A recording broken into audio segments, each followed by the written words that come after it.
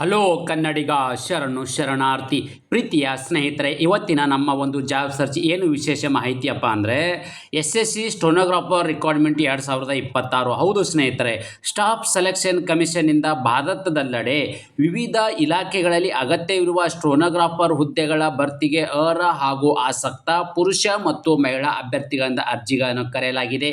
ಹುದ್ದೆಗಳ ಭರ್ತಿಗೆ ಸಂಬಂಧಿಸಿದಂತೆ ಹುದ್ದೆಗಳ ಸಂಖ್ಯೆ, ಕರ್ತವ್ಯ ಸ್ಥಳ, ಶೈಕ್ಷಣಿಕ ಅರ್ಹತೆ, ವಯೋಮಾನ ಮತ್ತು ಅರ್ಜಿ ಸಲ್ಲಿಕೆ ದಿನಾಂಕ ಮತ್ತು ಅರ್ಜಿ ಸಲ್ಲಿಕೆ ವಿಧಾನ, ಹುದ್ದೆಗಳ ಬಗ್ಗೆ ಓವರಾಲ್ ಆಗಿ ನೋಟಿಫಿಕೇಶನ್ ವಿವರವನ್ನು ನಾನು ನಿಮಗೆ ಈ ವಿಡಿಯೋದಲ್ಲಿ ತಿಳಿಸ್ಕೊಡ್ತಾ ಇದ್ದೀನಿ. ಅದಕ್ಕಿಂತ ಮುಂಚಿತವಾಗಿ ನಮ್ಮ ಯೂಟ್ಯೂಬ್ ಚಾನಲ್ಗೆ ಮೊದಲ ಬಾರಿ ಭೇಟಿ ನೀಡಿದ್ದರೆ ಸಬ್ಸ್ಕ್ರೈಬ್ ಜೊತೆಗೆ ಬೆಲ್ ಐಕನ್ ಕ್ಲಿಕ್ ಮಾಡೋದನ್ನು ಮರೆಯಬೇಡಿ. ಯಾಕಪ್ಪ ಅಂದರೆ ಪ್ರತಿನಿತ್ಯ ನಾವು ಕೇಂದ್ರ ಸರ್ಕಾರ ಮತ್ತು ರಾಜ್ಯ ಸರ್ಕಾರದ ಹೊಸ ಹೊಸ ಉದ್ಯೋಗ ಮಾಹಿತಿ ಕೊಡೋದ್ರಿಂದ ತಪ್ಪದೇ ನೋಟಿಫಿಕೇಶನ್ ನಿಮಗೆ ಮೊದಲಿಗೆ ಬರಲಿದೆ.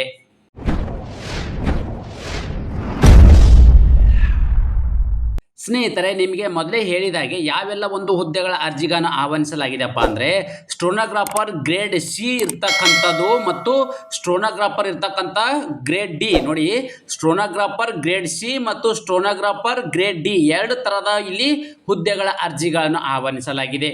ಅದೇ ರೀತಿ ಕರ್ತವ್ಯ ಸ್ಥಳ, ಆಯ್ಕೆಯಾಗಿರ್ತಕ್ಕಂಥ ಅಭ್ಯರ್ಥಿಗಳು ಎಲ್ಲಿ ಒಂದು ಕೆಲಸವನ್ನು ನಿರ್ವಹಿಸಬೇಕಪ್ಪ ಅಂದರೆ ಭಾರತಾದ್ಯಂತ ಕೆಲಸವನ್ನು ನಿರ್ವಹಿಸಬೇಕಾಗುತ್ತೆ. ಯಾಕಪ್ಪ ಅಂದರೆ ಇದು ಭಾರತ ಸರ್ಕಾರದ ಹುದ್ದೆಗಳಾಗಿರೋದ್ರಿಂದ, ಅಂದರೆ ಭಾರತ ಸರ್ಕಾರದ ಒಂದು ಕೆಲಸ ಆಗಿರೋದ್ರಿಂದ ನೀವು ವಿವಿಧ ಇಲಾಖೆಗಳಲ್ಲಿ ಭಾರತಾದ್ಯಂತ ಕೆಲಸವನ್ನು ಮಾಡಬೇಕಾಗತ್ತೆ. ಅದೇ ರೀತಿ ಖಾಲಿ ಇರ್ತಕ್ಕಂಥ ಹುದ್ದೆಗಳ ಸಂಖ್ಯೆ ಎಷ್ಟು ಒಟ್ಟಾರೆ ಅಂತ ನೋಡೋದಾದರೆ ಒಟ್ಟು ಇಲ್ಲಿ 731 ಹುದ್ದೆಗಳ ಅರ್ಜಿಗಳನ್ನು ಕರೆಯಲಾಗಿದೆ, ಕರ್ನಾಟಕ ಸೇರಿದಂತೆ ಭಾರತಾದ್ಯಂತ. ಅದೇ ರೀತಿ ನಿಗದಿಪಡಿಸಿರುವ ಶೈಕ್ಷಣಿಕ ಅರ್ಹತೆ ಅಂದರೆ ಈ ಒಂದು ಹುದ್ದೆನ ಪಡೆದುಕೊಳ್ಳಬೇಕಾದರೆ ಯಾವೆಲ್ಲ ಒಂದು ಕ್ವಾಲಿಫಿಕೇಷನನ್ನು ಹೊಂದಿರತಕ್ಕಂಥ ಅಭ್ಯರ್ಥಿಗಳು ಈ ಒಂದು ಹುದ್ದೆಗೆ ಅರ್ಜಿಗಳನ್ನು ಸಲ್ಲಿಸಬಹುದು ಅಂದರೆ ಮಾನ್ಯತೆ ಪಡೆದ ವಿದ್ಯಾಸಂಸ್ಥೆಯಿಂದ ನೀವು ಇಲ್ಲಿ 12ನೇ ತರಗತಿ ಅಥವಾ ತತ್ಸಮಾನ ತರಗತಿಯನ್ನು ಹೊಂದಿರತಕ್ಕಂಥ ಅಭ್ಯರ್ಥಿಗಳು ಈ ಒಂದು ಹುದ್ದೆಗೆ ಅರ್ಜಿಗಳನ್ನು ಸಲ್ಲಿಸಬಹುದು.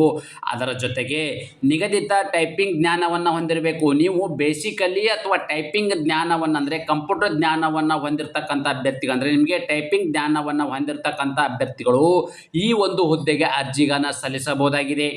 ಸ್ನೇಹಿತರೆ, ಅದೇ ರೀತಿ ವಯೋಮಿತಿ, ಈ ಒಂದು ಹುದ್ದೆನ ಪಡೆದುಕೊಳ್ಳಬೇಕಾದರೆ ಯಾವ ಒಂದು ವಯೋಮಿತಿ ಒಳಗಡೆ ಇರ್ತಕ್ಕಂಥ ಅಭ್ಯರ್ಥಿಗಳು ಈ ಒಂದು ಹುದ್ದೆಗೆ ಅರ್ಜಿಗಳನ್ನು ಸಲ್ಲಿಸಬಹುದು ಅಂದರೆ ದಿನಾಂಕ 1/8/2026ಕ್ಕೆ ಅನ್ವಯವಾಗುವಂತೆ ಮಿನಿಮಮ್ ನಿಮಗೆ 18 ವರ್ಷವನ್ನು ಪೂರೈಸಬೇಕಾಗತ್ತೆ. ಸ್ಟೆನೋಗ್ರಾಫರ್ ಗ್ರೇಡ್ ಸಿ ಹುದ್ದೆಗೆ ಸಂಬಂಧಪಟ್ಟ ಅಭ್ಯರ್ಥಿಗಳಿಗೆ ಗರಿಷ್ಠ 30 ವರ್ಷ ಇರಬೇಕು. ಸ್ಟೆನೋಗ್ರಾಫರ್ ಡಿ ಹುದ್ದೆಗೆ ಸಂಬಂಧಪಟ್ಟ ಅಭ್ಯರ್ಥಿಗಳಿಗೆ ಗರಿಷ್ಠ 27 ವರ್ಷವಾಗಿರಬೇಕು. ನೋಡಿ, 1/8/2026ಕ್ಕೆ ಅನ್ವಯವಾಗುವಂತೆ ಮಿನಿಮಮ್ 18 ವರ್ಷ ಇರಬೇಕು. ಸ್ಟೆನೋಗ್ರಾಫರ್ ಗ್ರೇಡ್ ಸಿ ಹುದ್ದೆಗೆ 30 ವರ್ಷ ಒಳಗಡೆ ಇರ್ತಕ್ಕಂಥ ಅಭ್ಯರ್ಥಿಗಳು ಈ ಒಂದು ಹುದ್ದೆಗೆ ಅರ್ಜಿಗಳನ್ನು ಸಲ್ಲಿಸಬಹುದು. ಸ್ಟೆನೋಗ್ರಾಫರ್ ಡಿ ಹುದ್ದೆಗೆ ಸಂಬಂಧಪಟ್ಟ ಅಭ್ಯರ್ಥಿಗಳಿಗೂ ಇದು 27 ವರ್ಷದ ಒಳಗಡೆ ಇರ್ತಕ್ಕಂಥ ಅಭ್ಯರ್ಥಿಗಳು ಈ ಒಂದು ಹುದ್ದೆಗೆ ಅರ್ಜಿ ಸಲ್ಲಿಸಬಹುದು. ಇದು ಜನರಲ್ ಕ್ಯಾಟಗರಿ ಸಂಬಂಧಪಟ್ಟ ಅಭ್ಯರ್ಥಿಗಳಿಗೆ. ವಯೋಮಿತಿಯಲ್ಲಿ ಕೂಡ ಸಡಿಲಿಕೆ ನೀಡಲಾಗಿದೆ. OBC ಅಭ್ಯರ್ಥಿಗಳಾಗಿದ್ದರೆ 3 ವರ್ಷ, SC ST ಅಭ್ಯರ್ಥಿಗಳಿಗಿದ್ದರೆ 5 ವರ್ಷ, PWD ಅಭ್ಯರ್ಥಿಗಳಾಗಿದ್ದರೆ 10 ವರ್ಷಗಳ ಕಾಲ ವಯೋಮಿತಿಯಲ್ಲಿ ಸಡಿಲಿಕೆವಿದೆ.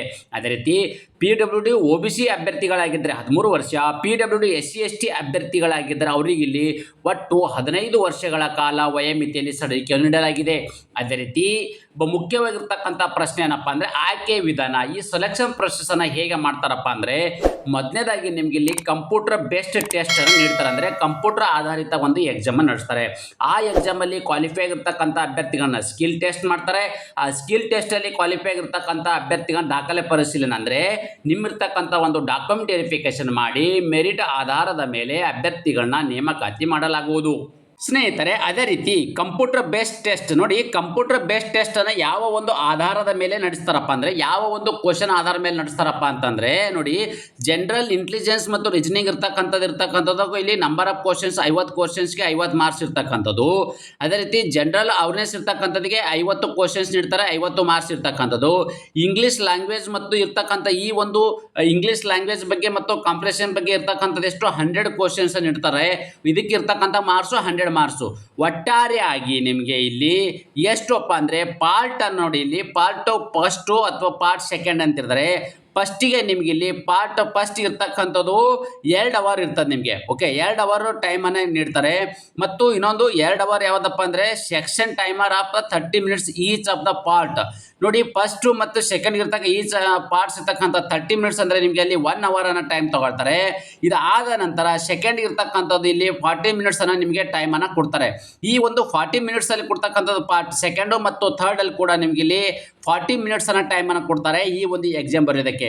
ಅದೇ ರೀತಿ ಸ್ಕಿಲ್ ಟೆಸ್ಟ್ ಅಂದರೆ ಒಂದು ಪ್ರಾಕ್ಟಿಕಲ್ ಏನು ಸ್ಕಿಲ್ ಟೆಸ್ಟ್ ನಡೆಸ್ತಾರೆ ಅದ್ರ ಬಗ್ಗೆ ಇರ್ತಕ್ಕಂಥದ್ದು ಎಷ್ಟಪ್ಪ ಅಂದರೆ ಸ್ಟೋನೋಗ್ರಾಫರ್ ಗ್ರೇಡ್ ಡಿ ಹುದ್ದೆಗೆ ಸಂಬಂಧಪಟ್ಟ ಅಭ್ಯರ್ಥಿಗಳಿಗೆ ಒಂದು ಸ್ಕಿಲ್ ಟೆಸ್ಟ್ ಇಂಗ್ಲೀಷ್ ಇರ್ತದೆ. ಟೈಮಿಂಗ್ ಡ್ಯೂರೇಷನ್ ಇರ್ತಕ್ಕಂಥದ್ದು ಎಷ್ಟು ಇರ್ತಕ್ಕಂಥದ್ದು 50 ಮಿನಿಟ್ಸ್ ಇರ್ತಕ್ಕಂಥದ್ದೇ.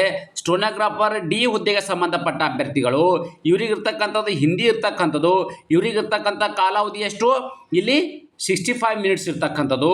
ಅದೇ ರೀತಿ ಸ್ಟೋನೋಗ್ರಾಫರ್ ಸಿ ಇಂಗ್ಲೀಷ್ಗೆ ಇರ್ತಕ್ಕಂಥದ್ದು 40 ನಿಮಿಷ, ಸ್ಟೋನೋಗ್ರಾಫರ್ ಸಿ ಹಿಂದಿಗೆ ಇರ್ತಕ್ಕಂಥದ್ದು 55 ನಿಮಿಷ ಇರ್ತಕ್ಕಂಥದ್ದು. ಈ ಒಂದು ಟೆಸ್ಟ್ ಇರ್ತಕ್ಕಂಥ ಕಾಲಾವಧಿ ಮತ್ತು ಯಾವ ಒಂದು ಲ್ಯಾಂಗ್ವೇಜ್ಗೆ ಎಷ್ಟು ಒಂದು ಕಾಲಾವಧಿ ಎಂಬುದನ್ನು ಕೂಲಂಕುಷವಾಗಿ ಮಾಹಿತಿ ನೀಡಿದ್ದೇನೆ. ಸ್ನೇಹಿತರೆ, ಇನ್ನೊಂದು ಮುಖ್ಯವಾಗಿರ್ತಕ್ಕಂಥ ಪ್ರಶ್ನೆ ಏನಪ್ಪ ಅಂದರೆ ಪರೀಕ್ಷಾ ಕೇಂದ್ರಗಳು. ಯಾಕಪ್ಪ ಅಂದರೆ ಇದು ಕೇಂದ್ರ ಸರ್ಕಾರದ ಹುದ್ದೆ ಆಗಿರೋದ್ರಿಂದ ಕರ್ನಾಟಕದಲ್ಲಿ ಎಕ್ಸಾಮ್ ಇದೆಯಾ ಇಲ್ಲ ಎಂಬುದನ್ನು ನಾನು ನಿಮಗೆ ಮಾಹಿತಿ ಕೊಡ್ತಾ ಇದ್ದೀನಿ. ಅಂದರೆ ಇಲ್ಲಿರ್ತಕ್ಕಂಥ ಕೇಂದ್ರ ಸರ್ಕಾರದ ಹುದ್ದೆಗಳಾಗಿದ್ದರೂ ಕೂಡ ಕರ್ನಾಟಕದಲ್ಲೇ ನೀವು ಪರೀಕ್ಷೆನ ಬರೆಯಬಹುದಾಗಿದೆ. ಕರ್ನಾಟಕದಲ್ಲಿ ಅಂದರೆ ಬೆಂಗಳೂರು ಸೇರಿದಂತೆ ನೋಡಿ ತಾವುಗಳು ಗಮನಿಸಬಹುದಾಗಿದೆ. ಬೆಂಗಳೂರು, ಬೆಳಗಾವಿ, ಕಲಬುರಗಿ, ಮಂಗಳೂರು, ಮೈಸೂರು, ಶಿವಮೊಗ್ಗ, ಹುಬ್ಬಳ್ಳಿ ಮತ್ತು ಉಡುಪಿ, ಬೆಂಗಳೂರು ಸೇರಿದಂತೆ ಇಷ್ಟು ಒಂದು ಜಿಲ್ಲೆಗಳಲ್ಲಿ ನೀವು ಎಕ್ಸಾಮ್ ಬರೆಯೋಕ್ಕೆ ಕೇಂದ್ರಗಳನ್ನು ಅಪ್ಲಿಕೇಶನ್ ಹಾಕಬೇಕಾದ್ರೆ ನೀವು ಆಪ್ಷನ್ಸನ್ನು ಚೂಸ್ ಮಾಡ್ಕೋಬಹುದಾಗಿದೆ ಕರ್ನಾಟಕದಲ್ಲಿ. ಅದೇ ರೀತಿ ಅರ್ಜಿ ಸಲ್ಲಿಕೆ ವಿಧಾನ ಹೇಗಪ್ಪ ಅಂತಂದರೆ ಅಭ್ಯರ್ಥಿಗಳು ಈ ಹುದ್ದೆಗೆ ಆನ್ಲೈನ್ ಮೂಲಕವೇ ಅರ್ಜಿಗಳನ್ನು ಸಲ್ಲಿಸಬೇಕು. ಆನ್ಲೈನ್ ಮೂಲಕ ಅರ್ಜಿ ಸಲ್ಲಿಸಬೇಕಾದರೆ ಎಲ್ಲ ಅಭ್ಯರ್ಥಿಗಳು ಯಾವ ರೀತಿ ಒಂದು ಆನ್ಲೈನ್ ಮುಖಾಂತರ ಅರ್ಜಿ ಸಲ್ಲಿಸಬೇಕೆಂಬುದನ್ನು ಮುಂದೆ ಹೇಳುತ್ತೇನೆ, ಗಮನಿಸಿ. ಸ್ನೇಹಿತರೆ, ನಿಗದಿತ ಅರ್ಜಿ ಶುಲ್ಕ ವಿವರ ಅಂದರೆ ಈ ಒಂದು ಹುದ್ದೆಯನ್ನು ಪಡೆದುಕೊಳ್ಳಬೇಕಾದರೆ ಅಪ್ಲಿಕೇಶನ್ ಹಾಕಬೇಕಾದ್ರೆ ₹100 ಅರ್ಜಿ ಶುಲ್ಕವಿದೆ. ಈ ₹100 ಅರ್ಜಿ ಶುಲ್ಕ ಯಾರಿಗಪ್ಪ ಅಂದರೆ ಜನರಲ್ ಕ್ಯಾಟಗರಿ ಸಂಬಂಧಪಟ್ಟ ಅಭ್ಯರ್ಥಿಗಳಿಗೆ ₹100 ಅರ್ಜಿ ಶುಲ್ಕವಿದ್ದರೆ SC ST PWD ಮಾಜಿ ಸೈನಿಕ ಅಭ್ಯರ್ಥಿಗಳು ಅದರಲ್ಲಿ ಬಹುಮುಖ್ಯವಾಗಿ ಮಹಿಳಾ ಅಭ್ಯರ್ಥಿಗಳಿಗೆ ಅರ್ಜಿ ಶುಲ್ಕದಿಂದ ವಿನಾಯಿತಿಯನ್ನು ನೀಡಲಾಗಿದೆ. ಅದೇ ರೀತಿ ಈ ಒಂದು ಅರ್ಜಿ ಶುಲ್ಕ ಅಂದರೆ ಜನರಲ್ ಕ್ಯಾಟಗರಿ ಮತ್ತು OBC ಕ್ಯಾಟಗರಿ ಸಂಬಂಧಪಟ್ಟ ಅಭ್ಯರ್ಥಿಗಳು ಅರ್ಜಿ ಶುಲ್ಕವನ್ನು ಹೇಗೆ ಪಾವತಿ ಮಾಡಬೇಕಪ್ಪ ಅಂದರೆ ನೀವು ಆನ್ಲೈನ್ ಅಪ್ಲಿಕೇಶನ್ ಹಾಕಬೇಕಾದ್ರೆ ಇಲ್ಲಿ debit card, credit card, net banking, PhonePe, Google Pay ಮುಖಾಂತರನೂ ಈ ಒಂದು ಅರ್ಜಿಯ ಶುಲ್ಕ ನೇರವಾಗಿ ಆನ್ಲೈನ್ ಮುಖಾಂತರನೇ ಪಾವತಿ ಮಾಡಬಹುದಾಗಿದೆ. ಅದೇ ರೀತಿ ಅರ್ಜಿ ಸಲ್ಲಿಸಲು ನಿಗದಿಪಡಿಸಿದ ದಿನಾಂಕದ ವಿವರ ನೋಡೋದಾದರೆ ಅರ್ಜಿ ಸಲ್ಲಿಕೆ ಪ್ರಾರಂಭ ದಿನಾಂಕ ಏಪ್ರಿಲ್ 24, 2026 ಪ್ರಾರಂಭವಾಗಿದ್ದು ಅರ್ಜಿ ಸಲ್ಲಿಸಲು ಕೊನೆಯ ದಿನಾಂಕ ಮೇ 15, 2026 ಇಷ್ಟರೊಳಗಡೆ ತಮ್ಮ ಅರ್ಜಿಗಳನ್ನು ಸಲ್ಲಿಸಬೇಕಾಗತ್ತೆ. ಅರ್ಜಿ ಸಲ್ಲಿಸಲು ಮತ್ತು ಅದರ ಜೊತೆಗೆ ಏನು ಪೇಮೆಂಟ್ ಇರ್ತಕ್ಕಂಥದ್ದು ನೀವು ಅರ್ಜಿ ಶುಲ್ಕವನ್ನು ಪಾವತಿಸಲು ಕೊನೆಯ ದಿನಾಂಕ ಮೇ 16, 2026 ಒಳಗಡೆ ಓರಲ್ ಆಗಿರ್ತಕ್ಕಂಥ ಅಪ್ಲಿಕೇಶನ್ ಸಬ್ಮಿಟನ್ನು ಮಾಡಬೇಕಾಗತ್ತೆ. ಅದೇ ರೀತಿ ಇನ್ನೊಂದು ಇನ್ಫಾರ್ಮೇಷನ್ ಏನಪ್ಪ ಅಂದರೆ ಕಂಪ್ಯೂಟರ್ ಆಧಾರಿತ ಪರೀಕ್ಷೆ ನಿಮಗೆ ಇದೇ ವರ್ಷದಲ್ಲೇ ಜುಲೈ ಅಥವಾ ಆಗಸ್ಟ್ ತಿಂಗಳಲ್ಲಿ ಎಕ್ಸಾಮ್ ಕೂಡ ಕರೆಯಲಾಗುವುದು. ಇದು ತಾತ್ಕಾಲಿಕವಾಗಿರ್ತಕ್ಕಂಥ ತಿಂಗಳ ಇಲ್ಲಿ ಕೊಟ್ಟಿದ್ದಾರೆ. ಜುಲೈ ಮತ್ತು ಆಗಸ್ಟ್ ಈ 2 ತಿಂಗಳಲ್ಲಿ ನಿಮಗೆ ಯಾವುದಾದ್ರೂ ಒಂದು ಡೇಟಲ್ಲಿ ಎಕ್ಸಾಮನ್ನು ನಡೆಸಲಾಗುವುದು. ಸ್ನೇಹಿತರೆ, ಅದೇ ರೀತಿ ಇನ್ನೊಂದು ಮುಖ್ಯವಾಗಿರ್ತಕ್ಕಂಥದ್ದು ಒಂದು ನೋಟಿಫಿಕೇಶನ್ ವಿವರವನ್ನು ನಿಮಗೆ ಆಲ್ರೆಡಿ ಮಾಹಿತಿ ಕೊಟ್ಟಿದ್ದೇನೆ. ಟೆಲಿಗ್ರಾಮು ಮತ್ತು ವಾಟ್ಸಪ್ ಚಾನಲು. ಅದೇ ರೀತಿ ಆನ್ಲೈನ್ ಅಪ್ಲಿಕೇಶನ್ ಹಾಕಬೇಕಾದ್ರೆ ಅಫಿಷಿಯಲ್ ಏನು ವೆಬ್ಸೈಟ್ ಇದೆ ಆ ಒಂದು ವೆಬ್ಸೈಟು ನನ್ನ ಯೂಟ್ಯೂಬ್ ಚಾನಲಲ್ಲಿ ನಿಮಗೆ ಅಲ್ಲಿ ಲಿಂಕನ್ನು ಕೊಟ್ಟಿರ್ತೇನೆ. ಆ ಒಂದು ಲಿಂಕ್ ಮೇಲೆ ನೀವು ಕ್ಲಿಕ್ ಮಾಡಿದಾಗ ಏನಾಗುತ್ತಪ್ಪ ಅಂದರೆ ಡೈರೆಕ್ಟಾಗಿ ವೆಬ್ಸೈಟ್ ಓಪನ್ ಆಗುತ್ತೆ. ಆ ಒಂದು ವೆಬ್ಸೈಟ್ ಮೂಲಕ ತಾವುಗಳು ಗಮನಿಸ್ತಾ ಇದ್ದೀರಿ, ಈ ಥರದ ಒಂದು ವೆಬ್ಸೈಟ್ ಓಪನ್ ಆಗುತ್ತೆ. ಡೈರೆಕ್ಟಾಗಿ ನೀವು ನೇರವಾಗಿ ಈ ಒಂದು ವೆಬ್ಸೈಟ್ ಮೂಲಕ ತಮ್ಮ ಅರ್ಜಿಗಳನ್ನು ನೇರವಾಗಿ ಸಲ್ಲಿಸಬಹುದಾಗಿದೆ. ನಾನು ಕೊಟ್ಟಿರ್ತಕ್ಕಂಥ ಉದ್ಯೋಗ ಮಾಹಿತಿ ನೀವು ಇಷ್ಟಪಡ್ತೀರಿ ಎಂದು ಭಾವಿಸುತ್ತೇನೆ. ಈ ಉದ್ಯೋಗ ಮಾಹಿತಿ ನಿಮಗೆ ಇಷ್ಟವಾದರೆ ನಿಮ್ಮ ಫ್ಯಾಮಿಲಿಗೂ ಫ್ರೆಂಡ್ಸ್ಗೂ ಶೇರ್ ಮಾಡೋದನ್ನು ಮರೆಯದಿರಿ. ಧನ್ಯವಾದ.